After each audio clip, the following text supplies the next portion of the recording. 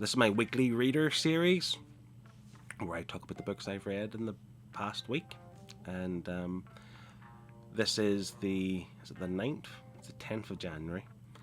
And this is the first, obviously we're beyond a week, but this is the first Friday where I've actually got something to talk about. The first few days of January, you're in that kind of transition period, you know, within the Christmas, New Year, before you go back to work and all the rest of it, and you don't know what day it is. I didn't read a single thing. So now that I'm back to normal routine, I am here to talk about the books I've read. The first one I did read this year, of 2025, is a bit of an oldie. I say oldie, like, it's not old. We're talking about like 4 years ago. And it was a book that I've been wanting to read for a long time, and it is Spider-Man Life Story. Now this is the oversized hardcover. If you had the trade paperback, it would only have the kind of main series, which is 1 to 6 of Spider-Man Life Story, but the annual is included in this. I think as well this forms part of the Chip Zdarsky omnibus, which I don't have, and I think there may even be another annual on top of that, or at least a one shot of some sort. So the premise of this story, which sounds great and should be right up my street, but I'll get to my disappointment in a second, is that Peter Parker Spider-Man, through the decades, so it's like he's never aged. You know, he got bitten as a young teenager in the 60s, but we're still reading him today as like a young man, really, aren't we? And this is like, what if he actually aged as Spider-Man through the years? You know, we followed him through the whole journey from start to finish. And what this does, so this has a lot of kind of, there are some creative liberties taken. So you've got, like, obviously Gwen Stacy, you've got MJ, you've got what happens to Uncle Ben, you've got all like Dr. Ock, Craven, the Black Suit Spider-Man era, you've got Miles is in this, you've got the Clone Saga, you all these things that are like notable periods within the Amazing Spider-Man from the 60s to now are kind of all included into this, which is great, don't get me wrong, but it almost seems like for me there's too much happening, there's too much in a way, and it's also quite, it's not dark, but there's little joy in this. There's a lot of things happen, so think of all the bad things that have happened over the case of, what was it, 62, 63, think of all the bad things that have happened over 63 years of Spider-Man. You're getting a lot of this in this 6 or 7 issues here, and it's not one for joy. It's not one to go, oh, Spidey's so cool, I love him a lot, it's really fun, quirky. There is parts of the quirkiness, don't get me wrong, but it's a lot more to take, I think. Like I say, there are some creative liberties where not everything pans out the way it did originally, and that's maybe where my I won't say disappointment, I think what I struggle with, and comment below if you're the same. When a series like this comes out, and whenever this came out, people thought quite highly of it. It was hard to get the single issues. People raved about how good this is and how creative this is and doing something a little bit different out of the ordinary, which I applaud all that. It built a certain level of expectation, and quite frankly, I don't think it hit that level for me. It's still good, I still enjoyed it. It's Mark Bagley on the art, and if you like the Ultimate Spider-Man stuff, you're going to like the Mark Bagley art. There's a tinge of disappointment, and I can't quite put my finger on it. I'm just torn with the book. So I think in my Goodreads I give it a 4 stars, but I think I noted a 3.5. It's one of those ones, it's a 3.5, but could elevate to a 4. But I've read other 4-star reads that are, I think, just better than this. Technically, in terms of putting the story together, the way it all weaved together, it's fantastic. There is an overarching kind of thing throughout each issue, and some villains, and they play a part early on, play a bigger part towards the end, and it is really good. I'd advise you to read it, but just don't listen to the people before who said it's like one of the best things ever. It's not. It's a good story. take it for what it is. So the second book I read, I have similar feelings about it, like Spider-Man, and that is Ain't No Grave by Skottie Young and Jorge Corona. I'm not going to follow this creative team really any longer. They done a book called Middle West. And Middle West, I enjoyed it for what it is. I had the hardcover complete tale. I read it cover to cover, really enjoyed it, but I knew I wasn't going to read it again. I sold it. I don't sell books. If I sold that one, I knew I wouldn't read it again. There is the other story they done together. Is it You, Me, Love in the Dark or And the Dark? But You, Me, Love in the Dark, I think it's called. And I'll be honest, I couldn't tell you about it. I can't remember. It was okay, but that's the height of it. It was okay, and I'm trying to get away from just reading okay books. I want to read fantastic stories. I understand you have to take the good with the bad. I'm not against it. I just, now that this is the third story from this creative team that's average, in my opinion. Therefore, I won't seek this out any longer. I love Skottie Young's art. I collect his single issues. I think it's very uncovered. I think they're fantastic. The kind of baby Marvel type of stuff. They're wonderful.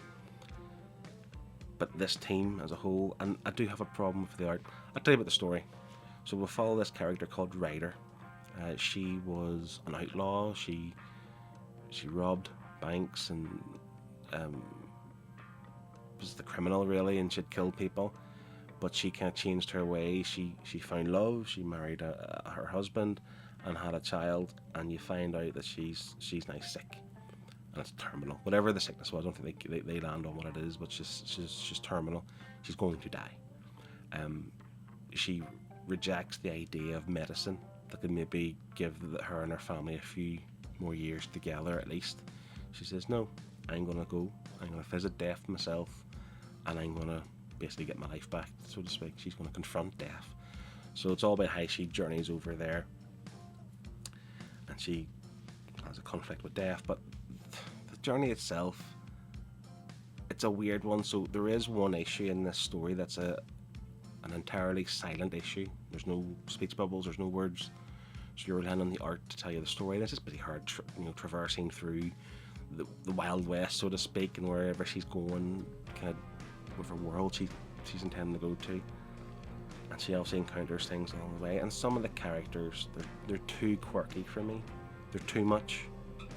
And some of the art, when there's scenes where she's in battles, just firing guns and all the rest of it, and she's hallucinating and all these things, and I'm looking at it thinking, what is this meant to be? What's that meant to be? It's not as clear cut. Jorge Corona, like, I'm aware of his art. I've liked his art in the past. It's quite crooked. But this was just maybe too much. There were some scenes I didn't really understand what they were trying to portray. And equally too with the lack of words in this silent issue. I mean, I know it's a visual medium. We could get the story from the art, and you can to an extent, don't get me wrong, but I want a little bit more, because even in the issues that weren't intended to be silent issues, there was still a lot of panel, no speech bubbles. I'm like, you could have given us more. And towards the end of the story, I'm not going to spoil it obviously, it's hard to feel her struggle. It's hard to feel, you can have empathy for her, but it's hard to kind of feel like, I hope you win, love, because she's obviously confronted by her ghosts of the past at some point, and she's not a good person. And I feel like using those, instead of having a silent issue and having all these different gaps in the story, use that time, use that space on the paper to tell me why I should care about this criminal. Come good. Why would I care about it? I feel like they struggled with that, and the idea is being, you can't, your mistakes of the past are your mistakes of the past, and how it impacts you going forward. But ultimately, again, not wanting to spoil things, you find out that what happens to her family in the future without her, so to speak. So maybe it wasn't all so bad; it was all worth it to some extent. It's it's not I wouldn't recommend this. It's one of those ones. This is okay. Read it and see what you think. I wouldn't say no to read this book, but read it, see what you think. That's just where I'm at with it. One thing I am going to speak positively about,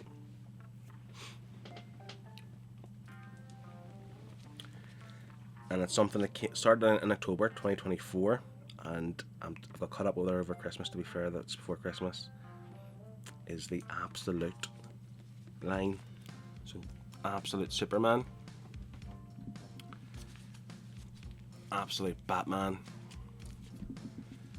and Absolute Wonder Woman. So, with Marvel, they have the Ultimate Universe. They had the Ultimates, the Ultimate Spider-Man. I'm talking about the early iterations in the noughties, and they were so highly thought of. The idea that you could tell similar stories but not be so restricted to canon of what went before, because continuity and canon, it's almost like you need it, but it's almost like the bane of comic books. Like, oh, you can't do that because you didn't do that 50 years ago. You know, you need to be able to change things. It happens all the time. People retcon origin stories. They retcon what's went on before, and they get criticised for it by a small minority, probably, but they still get criticised for it. But this Absolute line is just like the Ultimate Universe. You can take those creative liberties. You could do things different. You don't have to be so restricted. And the fact that DC have waited this long to do it baffles me. DC have had Black Label, they've had Vertigo, they've had the Elseworld stuff, which we're all bringing back. But why didn't you do something like this 20 years ago?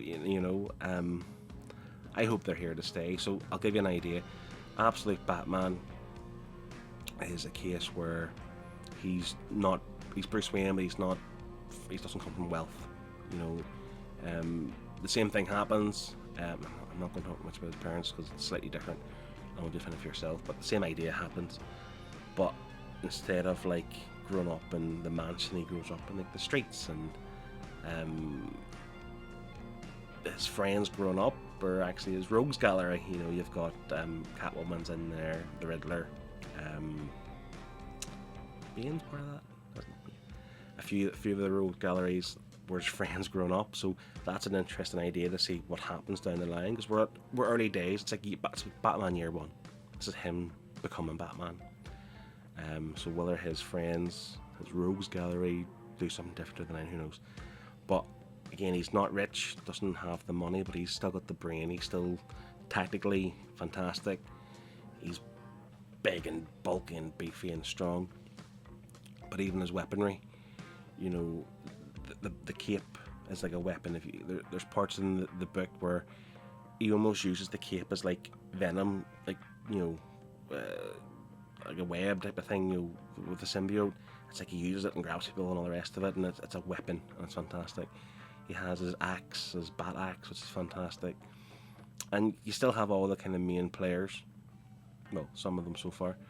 Alfred's in it, but Alfred and Bruce don't know each other. Alfred's still very much involved in the MI5, spy stuff, and you got Black Mask as the kind of main villain at this early stage anyway. But I just think the whole series lends itself to do so much with this that you're just going to enjoy. So we have Scott Snyder on writing duties, and what's his name? Is it Mark Dracota or something? I just see it say Nick Dracota on art.